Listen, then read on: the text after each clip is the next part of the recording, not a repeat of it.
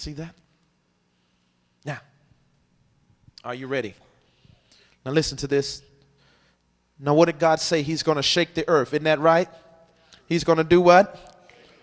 Now watch this. And this word yet once more signifieth the removing of those things that are shaken as of things that are made, that those things which cannot be shaken may remain. This is the thing. If you've been shaken, how can you be shaken again? If God takes you through a shaking process, how can whatever else that is shaken shake you? He shakes his people before he shakes the world. Because we're never to be judged with the world.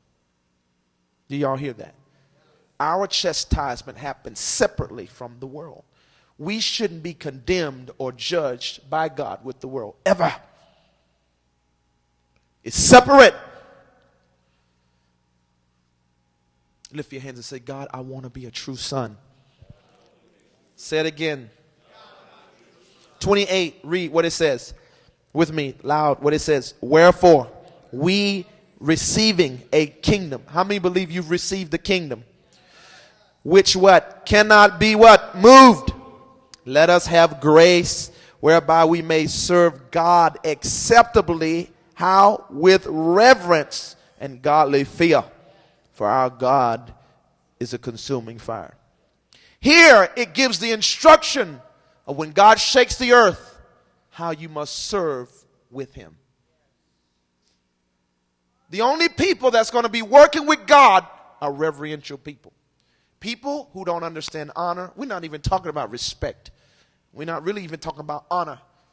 People who don't understand reverence cannot work with God at all. Jehovah is here, but he's about to manifest his presence this year. You got to be ready for this. You see that? Babies can be dealt with by God, but they can't serve him. They can't serve with him. They can't work with him. Sons can, because they understand fatherhood. Now lift your hands and say, Lord Jesus, help me to understand the Father. Say it again. Out of all the prophets who've ever lived, who do you really think can really teach you how to handle God? Yeah. Who can teach you how to really walk with the Father? Jesus. He was a real son. I didn't say a prophet. It's different. A son, which is title son, not lowercase, capital S, which is the office. Sonship, office. Son is greater than a prophet because he is a prince to the king, or he is a king to the emperor. See that?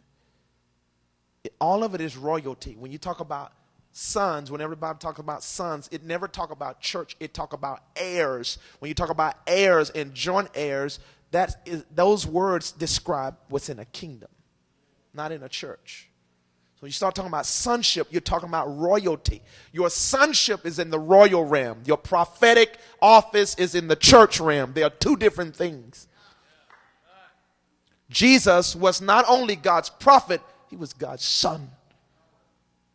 He knew how to be a son.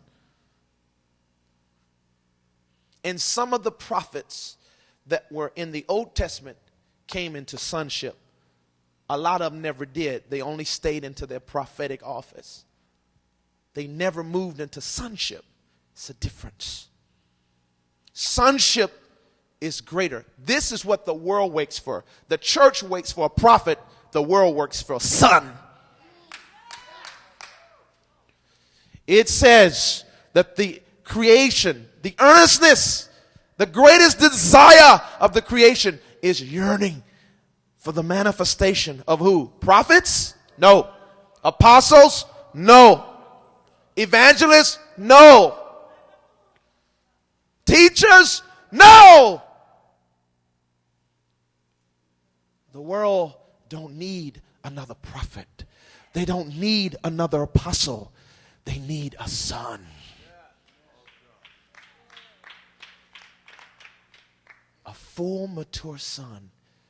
This is where the church have went wrong. We have raised people up only in their priestly gifts. How many have the church birthed to the world? Sons. Sons. Yes, I understand that. I know that I'm a son. A son. I'm not a prophet only or an apostle. I'm a son. Everything is royal to me. I think royally about this whole book.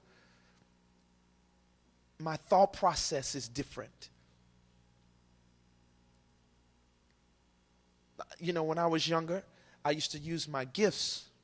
I used to use the church authority, the powers and the governing offices that God put on my life. Those rams. I would do the prophetic. I would draw the large crowds. I'll still do that when God leads me to. But the church waits for that, not the world. The world is looking for sons. Sons rule. They reign with the Father.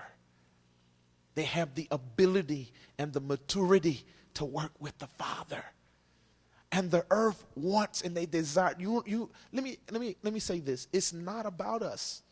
It's not even about us being sons, although we must. But the creation is groaning, not so much just because of us. For the sons, they know that once we become sons, the Father will be directly involved.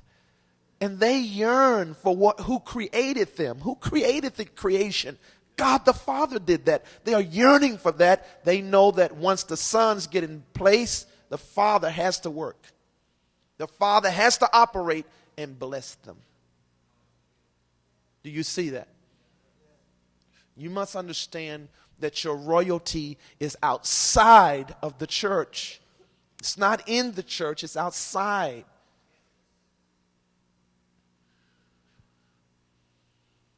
So many people have been trying to be ministers that they forgot to be sons to God. Do you understand when you become a son to God, you're greater than some prophet or apostle, or you become a son. You become a son. See? One of your main trademarks as a son is great authority, great governing power, reigning power, controlling the 5 elements upon earth: water, land, sea, air. Totally controlling the natural elements. When you become a spiritual son to the Father, you have the full rights and powers of another world. Of that being who's your Father, you have the same powers he had to make land come out of the water. And to reverse the effect and to make water move so land can come. You can walk on dry ground.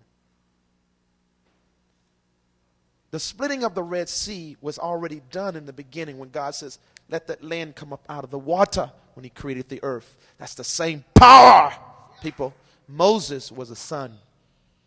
He's one of the only prophets in the Old Testament that went past prophetic ministry into sonship.